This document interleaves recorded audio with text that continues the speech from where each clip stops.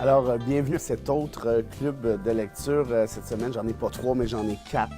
Pour vous, j'ai été généreux. Premièrement, Arvida de Samuel Archibald, divulgation de conflits d'intérêts. Archibald est un chum, mais c'est surtout un écrivain presque d'exception. Je vous donne une petite marge de manœuvre là, parce qu'il ne faut pas penser que j'en mets trop. Arvida, qui est, à mon sens, son meilleur livre. Il y en a en fait d'autres bons, évidemment.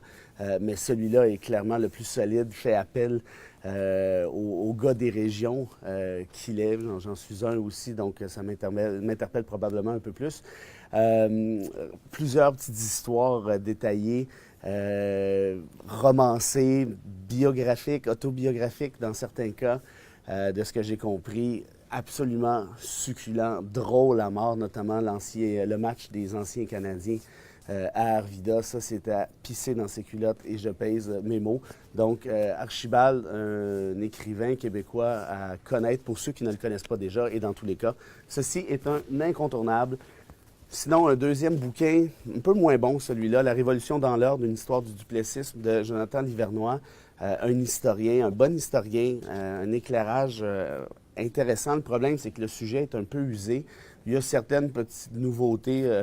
J'avais lu évidemment Conrad Black, Rumilly, notamment Jacques Hébert. Livernois se positionne un peu dans le milieu, en un sens. C'est quelqu'un d'assez neutre, ce qui n'est pas inintéressant pour un historien. Ceci dit, il y a une c'est pas que c'est mal écrit, mais à certains endroits, à plusieurs endroits, en fait, on a de la difficulté à suivre où s'en va l'auteur. C'est un peu décousu, ça tourne un peu en rond.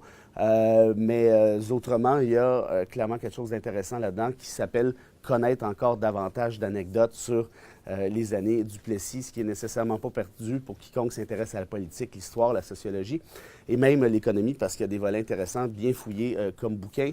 Mais disons que appréciation tiède. Sinon, Kundera, la plaisanterie. On connaît Kundera beaucoup, évidemment, pour l'insoutenable légèreté de l'être. On le connaît moins pour la plaisanterie, qui était un de ses premiers. Ça a été publié en Tchécoslovaquie tout juste en 1967, donc tout juste avant l'invasion soviétique. Il a été célébré par l'Union des écrivains et autres, mais aussitôt que les Russes sont débarqués, il a été mis à l'index, ridiculisé. Et ironiquement, la plaisanterie traite justement d'une critique très forte, très, très soutenue du communisme et de ses parts d'ombre, notamment d'un point de vue liberté d'expression, d'un point de vue communication, d'un point de vue censure, d'un point de vue oppression aussi, ça va de soi. Donc, si vous aimez déjà Kundera, allez lire ça, surtout si vous appréciez le volet politique de l'affaire. Moi, c'est un des livres qui m'a excessivement marqué. Ça fait penser un peu à la... C'est un genre de mélange, je vous dirais, entre Kafka, en un sens, et Orwell, La ferme des animaux. Donc, on se promène un peu dans ces zones-là. Mais ça, franchement, un incontournable, tant qu'à moi. Et sinon, le dernier, mon coup de cœur, encore une BD, hein, parce que j'aime ça lire des BD. Ceux qui me connaissent savent à quel point je porte, ceux qui lisent mes chroniques aussi, je porte une admiration pratiquement sans borne à Albert Camus. Le premier homme, imaginez-vous donc, c'est le transcript qu'on a trouvé dans la valise de Camus lorsqu'il s'est pété la gueule en char avec son éditeur Gallimard.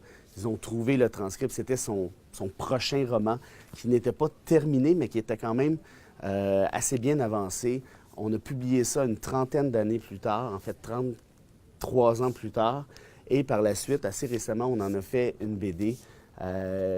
C'est franchement exceptionnel, c'est touchant. Ce sont les années de Camus passées en Algérie. Non, ça ne ressemble pas à l'étranger, c'est autre chose. C'est la quête la quête du leadership paternel, en un sens, le père qui lui a toujours manqué, de toute évidence, dans cette BD-là. On peut voir aussi toutes les références très, très précises de l'enfance de Camus. Son évolution aussi, en un sens, à titre d'écrivain, et toute la question géopolitique algérienne où arabes et français se lançaient des roches et bien d'autres choses, et toute l'espèce je dirais, de hauteur philosophique de Camus en rapport à ça. C'est un petit bijou, franchement. Je vous le recommande très, très, très fortement, comme tout Camus, évidemment, mais celui-là en particulier, Voilà. C'est le temps que nous avions pour aujourd'hui. Il y en aura d'autres dans quelques semaines. Inquiétez-vous pas, je me mets là-dessus. Et pour l'instant, c'est ça. Je vous souhaite une bonne semaine. Je vous souhaite aussi, j'imagine, de la bonne lecture. Salut.